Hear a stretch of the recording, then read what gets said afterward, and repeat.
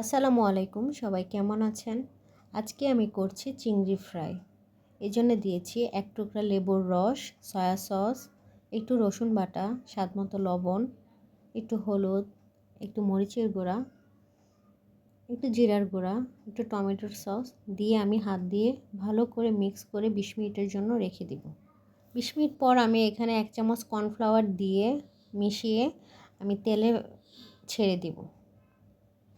আমরা তো চিংড়ি দিয়ে অনেক কিছুই রান্না করে খাই, অনেকভাবেই রান্না করি, কিন্তু এভাবে ফ্রাই করে খেলেও অনেক বেশি টেস্ট হয়। আমার মেয়ে তো খুবই পছন্দ করে, আমি প্রায়ই ওকে এরকম করে ভেজে দিই। আমার চিংড়িগুলো ফ্রাই হয়ে গেছে প্রায়, এখন আমি এগুলো তুলে নিচ্ছি।